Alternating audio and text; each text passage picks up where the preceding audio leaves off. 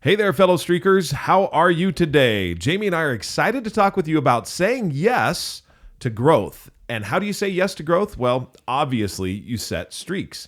And when you have streaks, that gives you the opportunity to grow in a way that maybe you haven't thought about in the past. We're going to talk about goals and what those are, defining them. We're also going to talk about how you use streaks in order to accomplish goals and ultimately move from a fixed mindset to a growth mindset. So let's get streaking. What is streaking and why should you do it? Streaking is how you set up personal winning streaks. Look at who you want to be and what you need to do to become that person. This is streaking. I'm Jeff. And I'm Jami. And we are streakers. Through 30 years of marriage and 7 children, we have learned the power of consecutive consistency or streaking. To start streaking is simple. You just follow these 3 laws. Make it laughably simple, keep a record, and join the streaking community. Streaking is your hidden superpower. With it, you will consistently progress and grow in whatever area of life you want. In this podcast, Jeff and I will share all the fun, exciting, serious, solemn, wonderful parts of family, spiritual, professional, and personal life, and how streaking powers it all. So join us in the conversation, join the movement, and start streaking today. Jami, I am so excited for our conversation today because of the things that I've learned over 31 years of marriage. Happy anniversary, by the way, next week on August 3rd. I know. Thank you. We're not going to talk about all the things we've learned in the last 31 years, are we? We're going to narrow our focus a little bit, right? Yeah, I think we will. However, it is a pretty big one as far as what we've learned. And I want to start out by telling the story, what it is that we're going to be talking about. Is that all right? Yep. So over the last couple of years, I have recognized that I've been doing something that I didn't realize I was doing. And it came about because of my birthday. And with my birthday, one of the things that I had been doing over several years is blocking people from celebrating my birthday. And there were a whole bunch of reasons as to why, and there's probably a couple of things that you think about as to why I did that.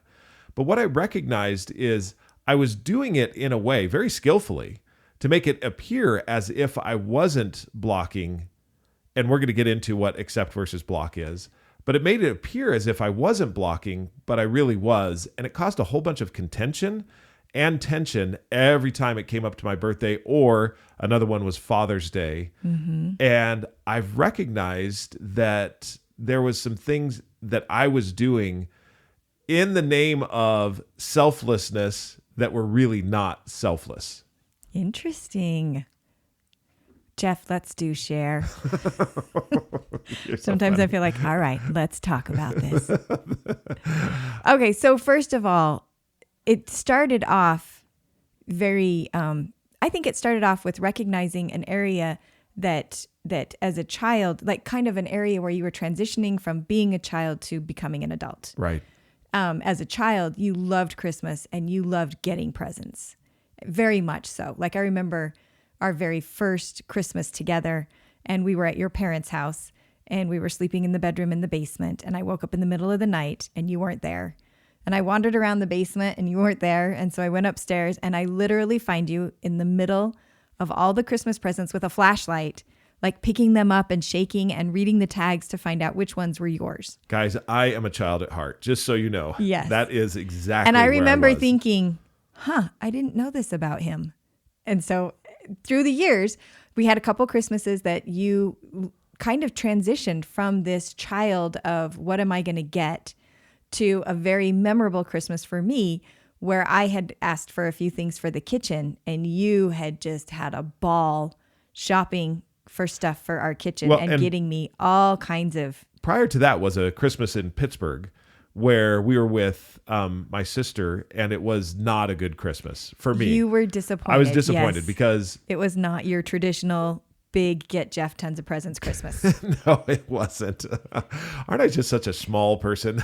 No, I really do look back at that and think it was that transitioning from child, Christmas is about what I'm getting, to adult, more thinking. And I remember the Christmas that I got you everything that was excited because you had wanted a couple of things for the kitchen. And I just asked for it, and out. you went, and it was you so had much fun. so much fun. And from that point on, you really, it was like the first time that you really just understood the joy of giving, just totally giving.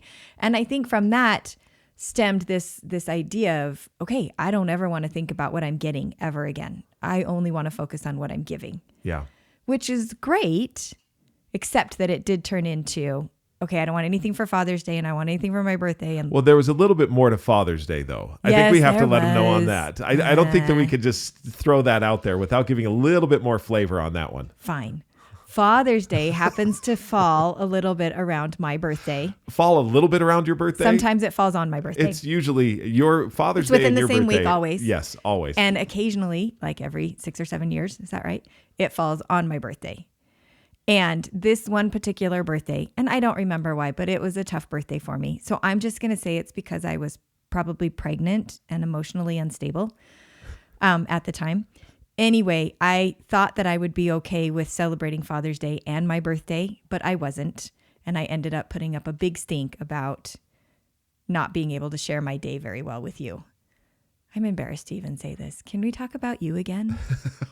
Anyway, that really solidified in your mind, we're not going to celebrate Father's Day. It is always Jamie's birthday. Right. That's what that week is. Let's ignore Father's Day. Yeah.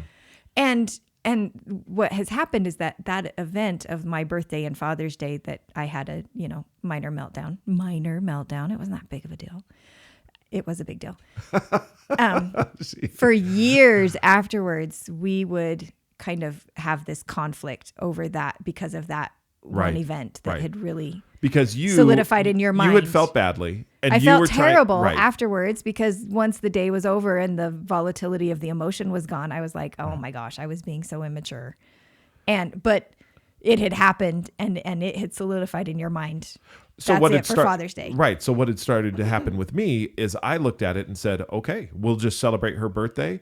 I will be the selfless one. I will be magnanimous and make sure that she gets her birthday every year, and we'll just ignore Father's Day. And that caused a lot of tension because you felt badly about it. Yeah, I felt like a schmuck every Father's Day. But what was I doing, though? I wasn't allowing forgiveness, and I was blocking. But I was doing it in the name of self-righteousness and selflessness. Look at me. And I wasn't even saying, look at me. I was just like, no, we're not going to celebrate it. We're not going to do it. And it made everyone feel uncomfortable. Everyone in the family. It did. We that continued on for 10, 15 years. Yeah. I mean, it wasn't just a small moment. It was a long, drawn out learning experience. So I guess we're back to talking about me again. So I guess when you say I what we've learned over 30 years of marriage, I'm like, yeah, it's taken us 30 years to learn these things. It has. What I recognized is this idea that you can block people from being able to repent but through non-forgiveness, or you can block them from being able to grow, or we could block our relationship from being able to grow. So talk about where this accepting versus blocking came from, because this is a more recent thing, like in the last couple of years that we've really started recognizing and talking about this. When I have a streak to read at least one paragraph in a nonfiction book daily, and that's led me through many different avenues of different books that I've really enjoyed. One of the books that I read was Dan Pink, To Sell as Human. In other words, everyone who is a human sells at some point in time, whether that be for your job, whether that be for a grant, a piece of paper a paper that you need to turn in, a university application, no matter what, at some point you are going to have to sell either yourself, a product, or a service. Do you agree with that? I do now. When we first started talking about this, it made me uncomfortable because I don't like sales particularly. It's not one of my fortes or strengths. But as we've talked about it, I thought I love that what he was trying to communicate in this book is that it's like sales isn't a bad word or a bad thing. It's something we all are participating in some form or fashion. And so recognizing that and acknowledging it and being like, okay, well, I would like to improve on that then. Doesn't mean I'm going to become a professional salesperson. Well, but recognizing that. I think you are a professional salesperson. Let me tell you how. I've seen you sell our children on things they absolutely did not want to do. I remember Ace did not want to go to Puerto Rico. Is that where it was? No, it was the Dominican Republic. It was the Dominican Republic. Yeah, he did not want to go for a humanitarian building project that he was going to go. And I saw the mother in you sell that boy And there was a little bit of dictatorial, you're going because I can't stand to have you around here anymore. However, you had, through persuasive means, not just dictatorial means, but through persuasive means, got him, and he had one of the most amazing experiences of his life. Mm-hmm. I've seen you sell all of our children on what it is they may want to do. So you're a professional salesperson. I guess as a mom, I am selling things often. When you're passionate about it, you are persuasive. You will find a way to talk with them and help them to see what the benefits are and why it is they want to do it. That's sales. I guess that's true. What is sales? Sales is helping somebody see that there's something that they need of value and that they're willing to trade something of value for that thing that they need. Exactly. In the book, To Sell is Human, he referenced a couple of books to read that would be helpful. One of those books was called Impro, and that's Improvisation for Theater by Keith Johnstone. And that interested me. I was curious I wonder why he was recommending this book in a sales book. And what I realized is that the reason he recommended this is because improvisation is conversation happening right now, this moment. Mm-hmm. And to be able to be a good improv actor, there's certain principles that you adopt into your life in order to become this type of improv actor. Similarly, when you look at sales, you're having spontaneous conversations with people. There's skills and capabilities that come along with sales and certain communication styles that help you to progress the conversation. What really happens, though, is improvisation. I'm trying to find out what it is that you want or need. I'm sharing with you what it is that we have. You're asking me questions about what we have, and we're trying to progress the conversation. In improvisation, I came across this one particular principle that's all about progressing the conversation, and it's called accept and block. So let me just read a little bit about, and this is in chapter 5 of the book of Impro.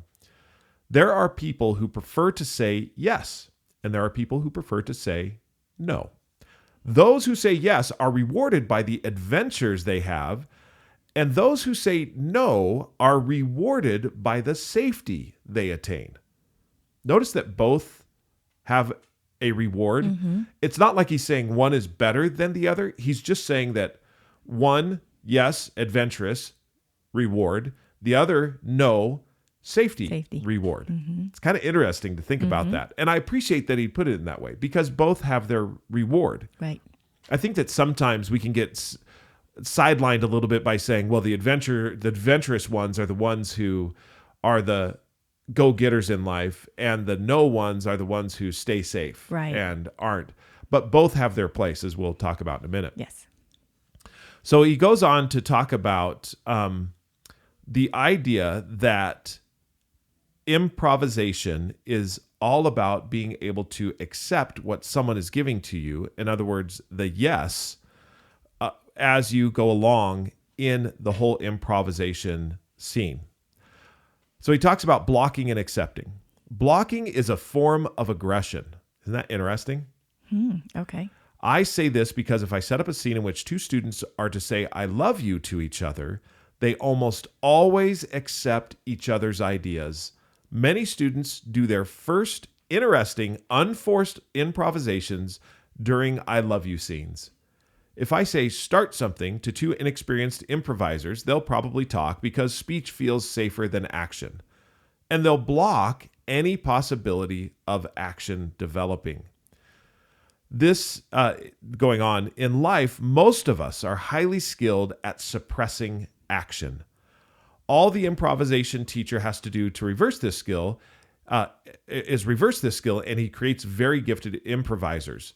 Bad improvisers block action, often with a high degree of skill. Good improvisers develop action, so forth and so on. And I remember when you were reading this book and the things, because for you, I picture it as those light bulb moments where there was just all of these ideas that were coming to your head as you were reading this book and these connections that you were making. Because I remember going on one particular walk where you're like, I'm starting to see a lot of places where I am blocking, which was interesting for me because for the most part, I would say that you are a person that does embrace yes more often than, like, you like thinking big, you like thinking about that there's no possibilities and all the different places that can, so you say yes to a lot of things and that adventure. So it was interesting for me as we would go on these walks for you to sit and talk about areas where you're like, I am recognizing that I block here. And then we'd go a couple weeks and then we'd have another conversation about something. You'd be like, okay, I found another place where I blocked, and I'm working really hard to be more accepting. Well, we had an experience just the other day. We were picking up a trailer, and I've pulled a trailer before and I've had some experience with it. However, not to the level of the individual, the Dave, who was fixing our trailer. And so I thought about this accept versus block, and I thought, I'm going to ask him questions because he knows a lot more about trailers than I do. And honestly, I'm pretty amateur in this and you were whole asking towing a trailer. Very, very beginner questions too, where it's like, okay, I plug this in here, this, and he's like, yeah, you do that. And then where do I put the chains? Right. Things that. And how does he do it? How do you twist them up? How and, do you, things you had done before, Right. but definitely asking, how do you do this? Right. And I got some great knowledge and information that was really cool. Yeah. Then it came time to pull the trailer out, and he said, do you want me to spot you on the way out? Is that what it was? Yeah. So and immediately I said, no, I'm good. Block. Yeah. I immediately, without even thinking about it. And I thought about it afterward. It really ticked me off because I was working so hard on this accepting and you accepted right away. You were like, oh yeah, that can't hurt at all. And I had said no. And I recognized inside of myself that there was ego involved with that. Oh, I've pulled a trailer before. I can pull this out, somewhat the alpha male wanting to show off a little bit, very subconsciously though. And had, like what you and I talked about, what I'd done is just said, yes, I would love for you to help me. Or yes, why don't you spot me? Well, what did that hurt to do that? You know what I mean? And that's one of the things that we've talked about as we were talking so much. And for me, it's been really fun to talk with you about this because all of a sudden, it's like when the teenager learns to drive, all of a sudden you notice everything. And so learning about accepting and blocking. And it was fun that it came from an improv book because there's a couple improvisational shows and I think of comedians that I really enjoy watching. And it was really neat to recognize that in order for them to be successful at the things they were doing, they had to be so accepting. Like anything that anybody threw at them for an idea, they had to take it and just run with it, no matter how absurd. And it can be a little bit, when you think about it in comedy, it can be a little uncomfortable because the essence of improv is that you don't know the direction that it's going to go. Right. You just accept what is happening. So to take that and then apply it in other things in life has been really interesting for me to look at and think the concept is by accepting the comedy is able to continue and it can go places that you would have never expected. In life, accepting is, okay, the conversation can continue and I can learn things or have experiences that I never would have even thought about because I accepted that and was like, yeah, sure, let's. Interestingly too, when you walk into a home where there's more accepting than blocking, you feel the difference. When you walk into a home where there's more blocking than accepting, it's tension filled. One of the things that he talks about in the book Impro is that when actors shut each other down by blocking, the scene ends very quickly and it's very difficult to work with each other. In fact, tempers flare. Yeah. And the audience, especially in improvisation, the audience feels very uncomfortable. Yes. You feel like you're stepping into someone in the middle of someone's fight. Exactly. And you're like, uh-oh. Should we leave and let them work this out? So as I look at it, there's homes that I've walked into and often I've noticed on the father's side that anything a child brings up, it's no, no, no, no, no. And it's simple things or, oh, you can't do that. Total blocking the entire time. And I feel uncomfortable the whole time I'm there. It's interesting because when I was a young mom, I remember reading a book written by a mother that had many children. And it was just kind of one of those books of her giving little tidbits of things that she had learned. And one of the things that she said is I say yes anytime it's possible to say yes. Like anything that is. And the thing that I took away from that was, one, like you said, this intentionality of stopping and being like, well, can I say yes to that? Because it's very easy as a parent to just say no, because you don't have to do anything then. Right. You don't have to, it shuts down the conversation and you're done. Right. There's no action so like the paragraph that you read that just said, we shy away from action. Well, no, as a parent means, cool, I don't have to do anything. I'm busy doing this thing. I don't want to look at that right now. And so this idea of her saying, I would say yes, if it was in any way possible, the answer was yes. Right. I thought about that a lot and thinking, okay, so we watched a movie the other day. I think it's called Yes Day. Yeah. Yes Day. And it's the concept of the movie is that this is exactly what was happening in the movie is the parents were saying no. And the kids were like, you say no to everything. And it's interesting because the mom was like, well, I'm keeping you safe. So the two things that we've talked about why we say no is because it's safer. It's safer to say no. And two, it's easier to not have to do the action. Right. And so it's a cute little show, but the whole concept of it is what would a day be like if the parents said yes to everything the kids could come up with? And they had a few ground rules in the movie, but it was really fun to look at and think of all the adventures. And the kind of the culminating part of the movie was that as a family, now they had these shared memories of these fun experiences that they would have never had because it was easier to say no. I really like how you said, say yes as much as possible, as much as you possibly can. As much as you possibly can. And I loved that she recognized, look, there are times that no is the answer because of safety or some other reason. There are times that no. But the idea of looking at it and saying, can I say yes to this? Or even, how much of this could I say yes to? Is there a place here? Is there room for yes? Right. Maybe that's it. Is there a room for a yes here? And if there is, I'm going to go ahead and give it to him. I'm going to go and do it. Because it lowers the tension. So now bringing this forward to what I was talking about earlier as far as me blocking versus accepting, as he recognized, a lot of people are very skilled at blocking, at making it look as if they're saying yes, when in actuality, it's a no. Mm-hmm. And that was what I got good at. I got very good at saying no to anything that had to do with Father's Day or my birthday. And in a way that was, if you looked in from the outside, it would look as if I was magnanimous and selfless, when in actuality, I wasn't. I was not allowing people to repent, and I was not forgiving. And so that caused you and I to have a lot of fights around those special days. Yeah, there was a lot of tension there. I hope that you forgive me. Yes. And right back at you. Forgive me. So it's been an interesting... Isn't that interesting that forgiveness is a form of accepting? Yes. Is accepting and moving forward. I accept your forgiveness, and now I'm not going to hold it against you by being like, we're never going to celebrate Father's Day, and we're never going to celebrate my birthday. We're going to focus totally on everyone else, because it just makes everyone feel uncomfortable. Mm-hmm. And I look at that part of that acceptance maybe is like gratitude, because I feel like, so we just celebrated your birthday last week, and it was a whole different experience. And was it? Did you feel like I did a better job? And I feel like you were purposely, because the first time that we asked you, like, okay, what would you like for your birthday dinner? You're like, I'm fine with whatever. So that, in essence, is a form of blocking. It is. It sounds like it's saying, I'm saying I'm good with whatever. Whatever you guys want to do for me.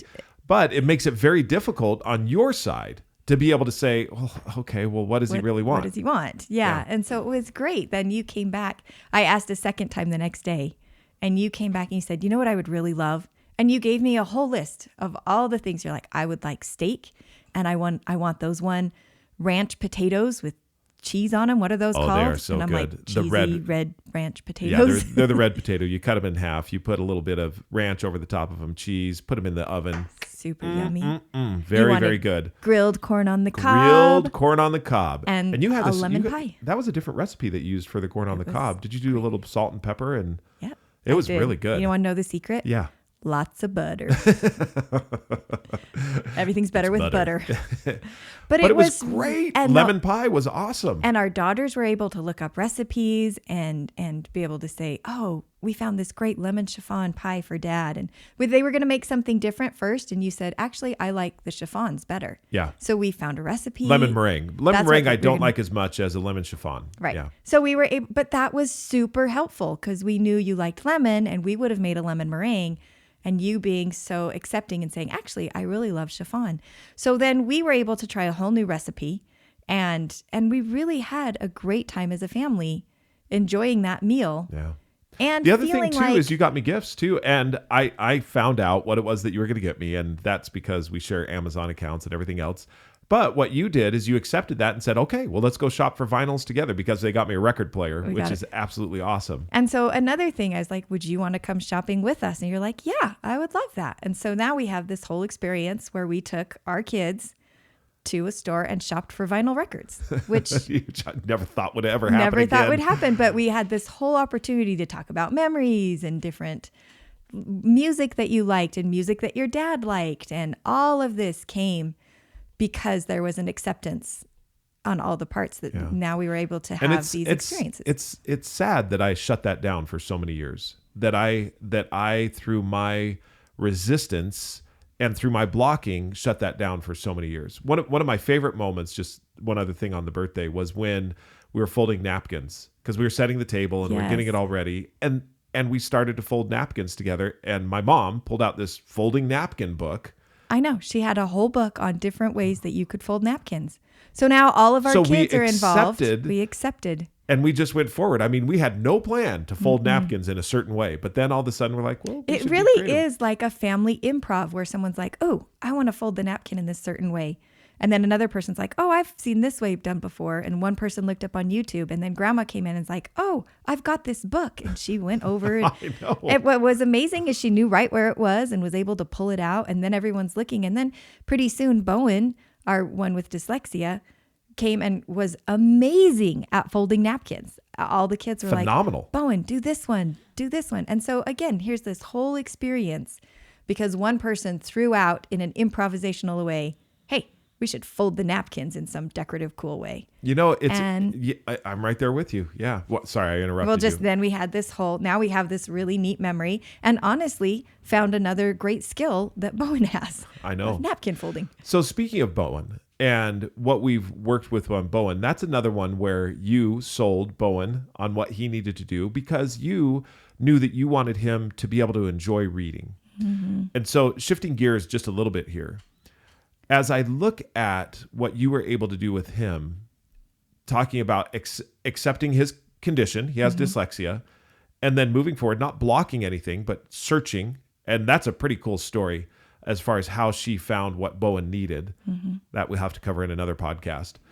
But what I love about how you worked with Bowen and what Bowen does is this whole idea of growth mindset versus fixed mindset. And I know you've had a real eye on this for quite some time. I mean, you've looked at growth mindset versus fixed mindset, and it's something that has been of great interest to you.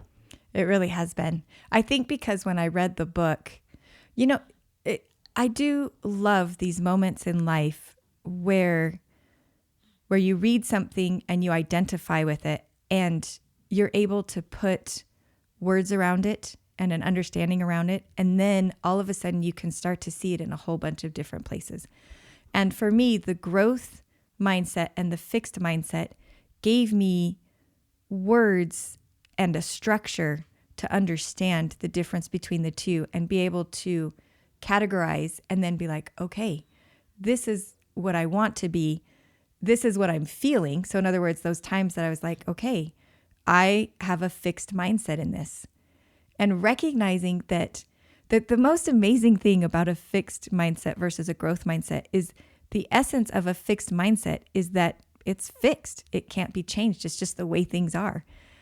Reading that book all of a sudden opens up and blows up this idea of a fixed mindset. You start to, if you're open, if you accept it, if you're accepting to it, you start to look at it and think the whole idea of something being fixed is false. So my belief system in that element is false.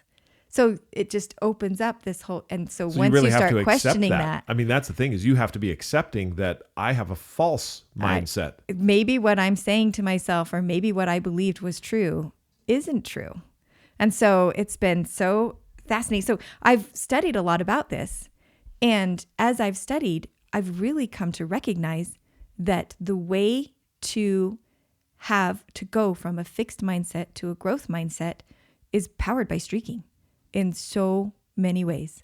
So I found this article, Fixed Mindset versus Growth Mindset, How to Shift to a Path of Learning and Growth. And it has two different, just kind of a real quick overview of a growth mindset versus a fixed mindset. A fixed mindset is limiting. It avoids challenges. It gives up easily, is threatened by others' success. It desires to look smart. Effort is fruitless. In other words, it's not going to make a difference because it's fixed. So effort's not going to come into play here. I ignore feedback and my abilities are fixed. So those are things that you're telling yourself and that you believe if you have a fixed mindset. If you have a growth mindset is freedom. Perseveres in the face of failures.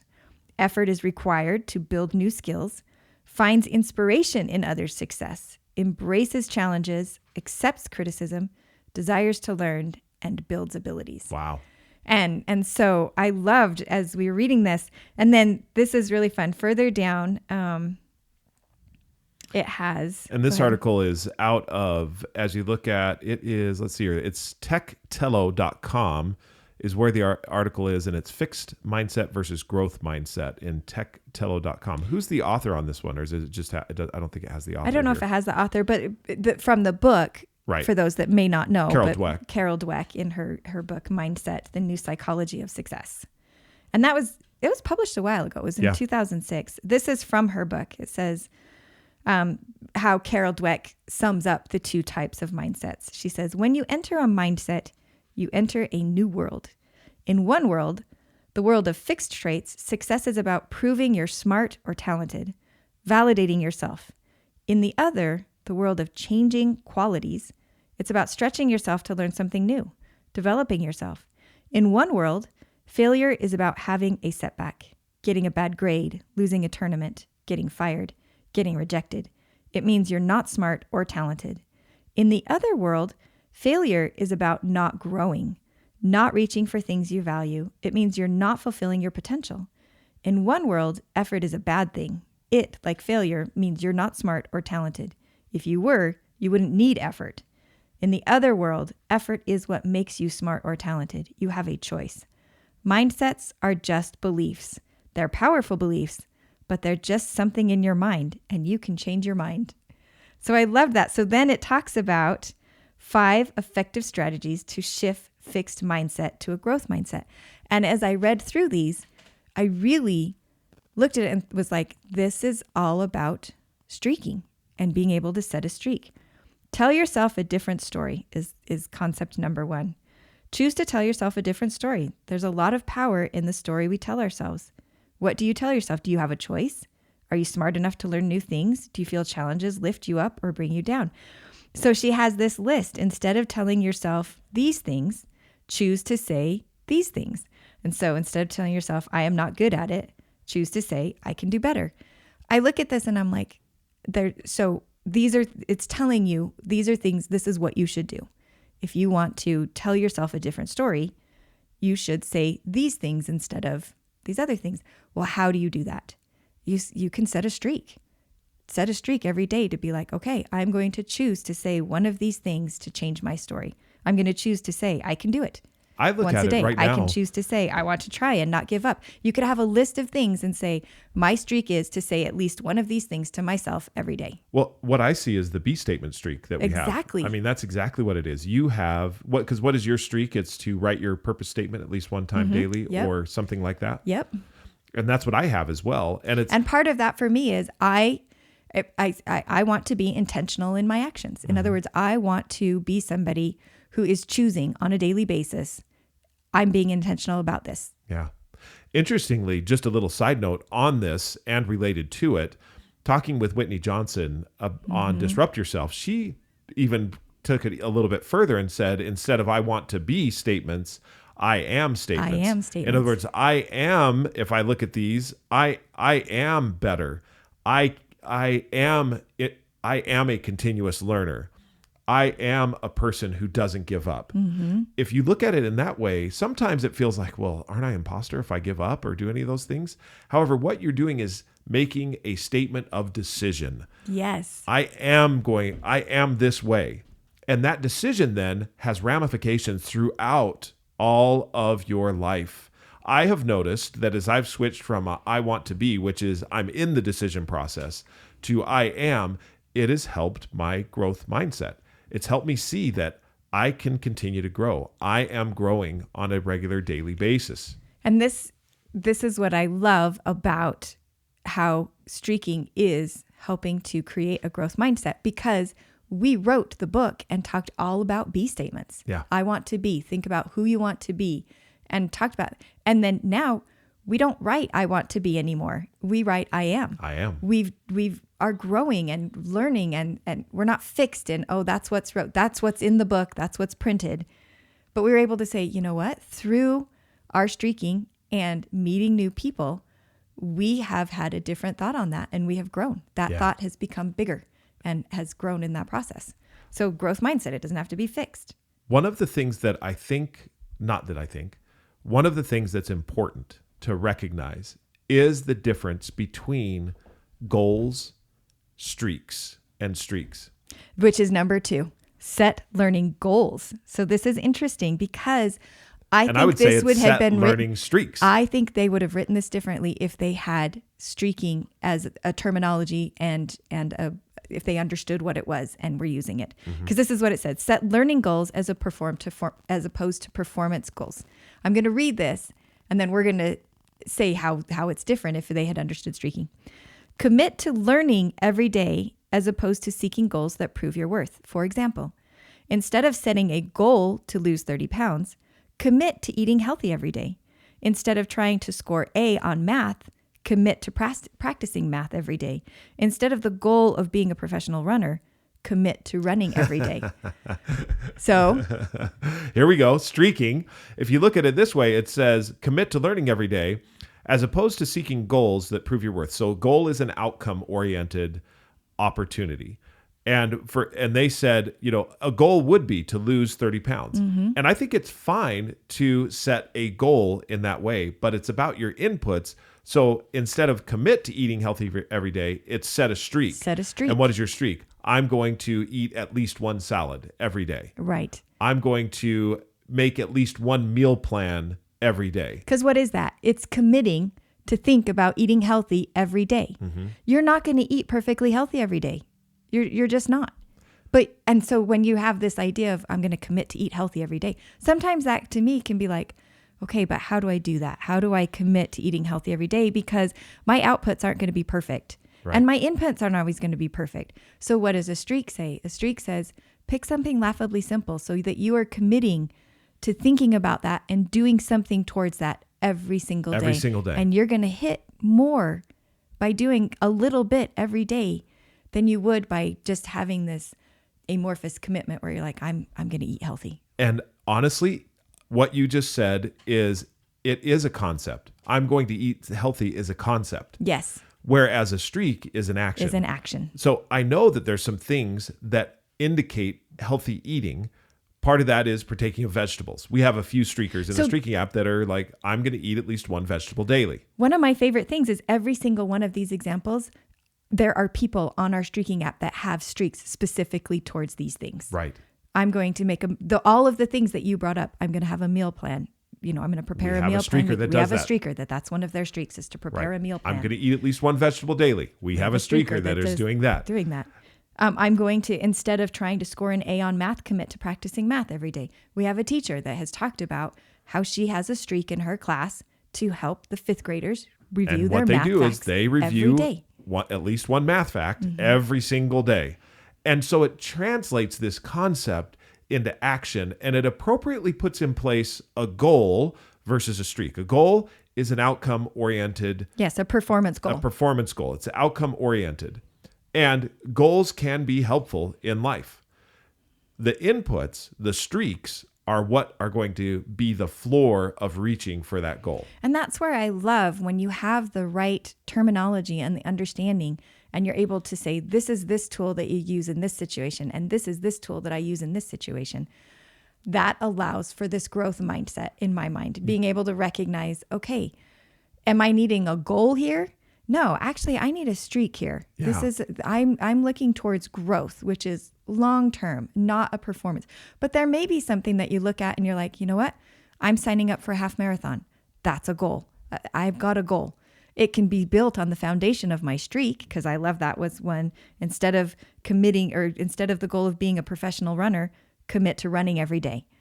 That's exactly what we did. That's was a streak, commit right? to running We just every said, day. okay, set we're a going to streak. run How at are we least gonna do one that? time daily. We're going to run at least 1 mile 6 days a week. Exactly. That's what it is. And so, isn't that great? What I see also in these, so the 5 principles: tell yourself a different story, set learning goals. What I would say is set learning streaks, because that's what's going to get you where you need to be. Capitalize on your failures. This one was an interesting one because you have often felt like you're more of a fixed mindset than a growth mindset.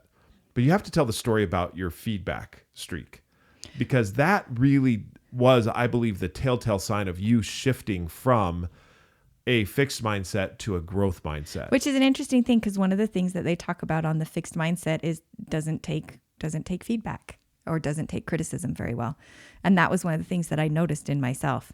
And the power of that feedback streak that I really started to recognize, there's a whole bunch of areas, but it came in a conversation, a very simple conversation at a kitchen counter with a family member that was telling a story about a work experience. And as he's telling that story, in my head, I'm thinking, I don't take feedback very well, because the story he was telling was about somebody that was like, she's really great, but she doesn't take feedback very well, and it's hindering her progress. And I remember thinking, I don't take feedback that well. And what's amazing is being able to take a simple conversation at a kitchen counter that sparked something inside of my head, a recognition of an area that I need to work on. Because of streaking, I was able to go home and think, okay, how can I do this? How can I take feedback better? Because, okay, I understand now when I looked at the infographic of a growth mindset versus a fixed mindset. Okay, a fixed mindset doesn't take feedback very well. A growth mindset does. Okay, but now what? I know that. Now I know I need to take feedback. How do I get better at it? And that's where I set a streak. And it was great because it was intentional. I spent some time thinking. And at first I was like, okay, seek and accept feedback daily. And I remember thinking, oh, there's 2 things wrong with that. I don't want it daily. And 2, exactly what does accept feedback mean? Which led me on this whole journey of recognizing that not all feedback is accurate. And what does accepting feedback mean? Does it mean that I accept that it is truth? Or does it just mean I allow the person to say it, and I'm like, okay, I can accept that you had the opportunity to say that, and then I can evaluate where I stand on that feedback. All of this opened up to me setting a weekly streak to seek out feedback weekly, which has led me to reading books, which has led me to asking questions of people that I wouldn't have, which has led me to yesterday in the grocery store where my daughter's saying, you know what, Mom, you could really use some work on delegation. You're not doing it very good. And I remember being a little bit like, really? You think so? And then my second thought was, okay, check off on my feedback streak. I just got some very valid feedback. And being able to look at it and say, okay, is that true? Do I need to work on delegation? And thinking, yeah, I do. So all of that. Which is part of a growth mindset. Which is part of a growth mindset. The beautiful thing about a growth mindset is you're going to continue growing. It doesn't stop. You don't ever look at something and be like, all right, I have learned all I'm ever going to learn. I'm done. I'm good.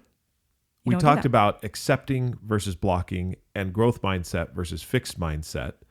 And to both apply these types of streaks that we're talking about.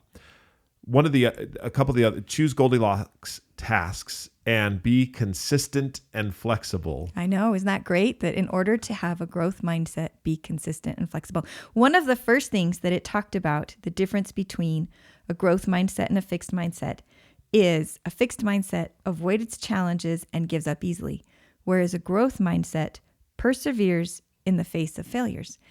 And I thought about streaking in general. I'm like, wow, streaking, just the act of streaking teaches perseverance. Yeah. Because you're looking at it daily. And then we've often had people talk about, what is a failed streak? What do you do when you fail at a streak? And I've thought so much about that because I've thought, what is a failed streak? I think the only failed streak is a streak that's working and you miss a day for some reason and you don't go back to it. You don't pick it up again. You don't pick it up again. You don't persevere. Yeah. But a streak that helps you learn that maybe there's something you're not interested in, or maybe that thing that you thought was going to help you doesn't help you, so you stop doing that. That's not a failed streak. That's totally growth. Right. Right. So what is failed streak? Failure is just not being willing to continue to persevere, to continue to embrace the growth. Mm-hmm. Streaking is all about perseverance and that's how you persevere. Accepting the small and simple. And because what is your feedback streak now? As you look it up, how many weeks in a row have you now been accepting or seeking out feedback?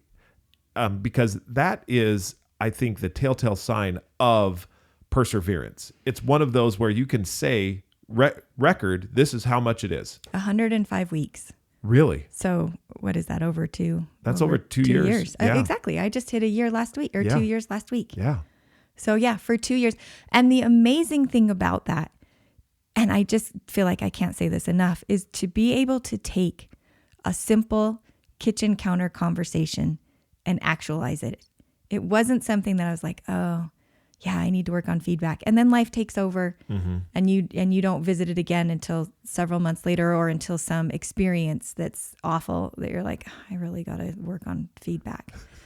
It's totally changed. And we've talked about this one a lot mm-hmm. In different podcasts, but I really think that there's so much power in this absolutely ability. Have you seen in yourself the change? Have you felt that from this streak you have gone from a fixed mindset to a growth mindset? Mm-hmm. I think that the things that I had mentioned earlier is when somebody does say something, I'm able to identify it as feedback.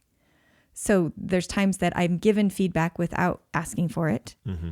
And I feel like I accept that more, even if it's just a little bit of the gamification that's like, oh, cool, check the feedback box. I just did that streak and I didn't even have to try. They just gave it to me.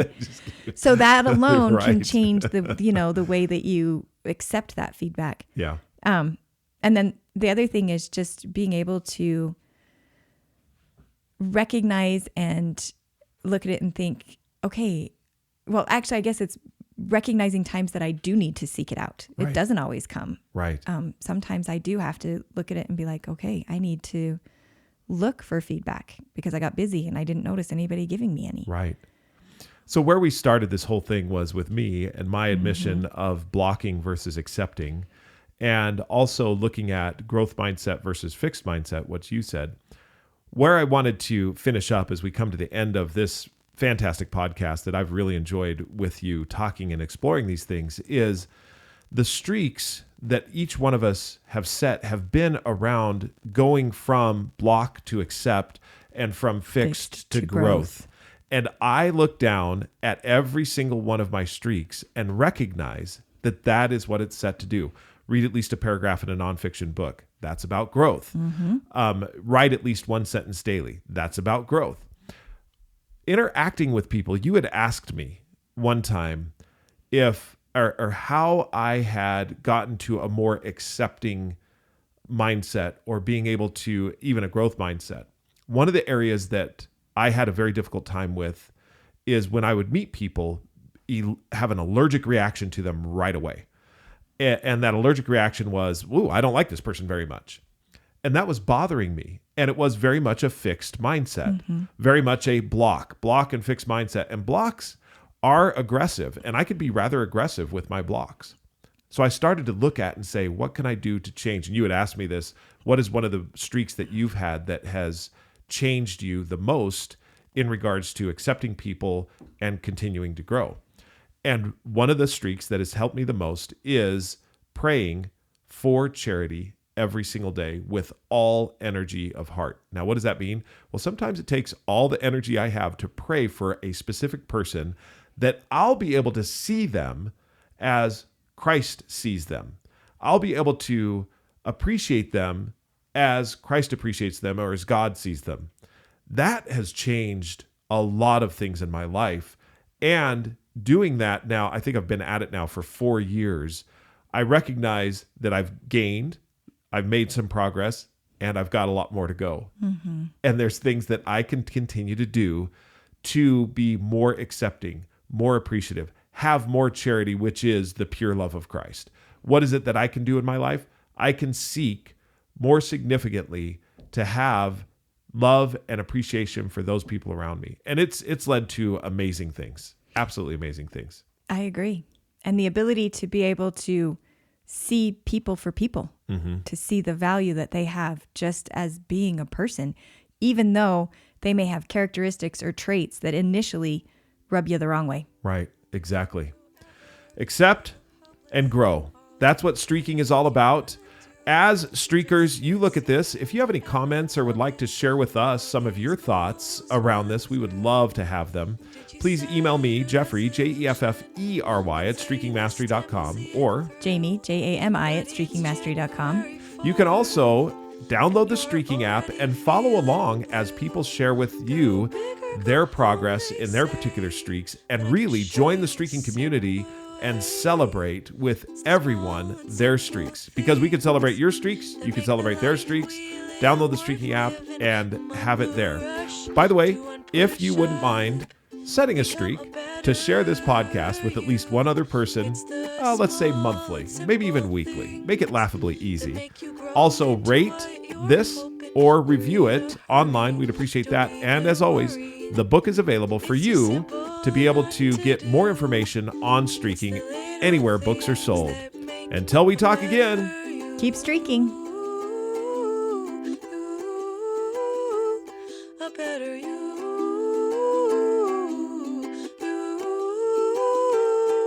It's the little things that make a better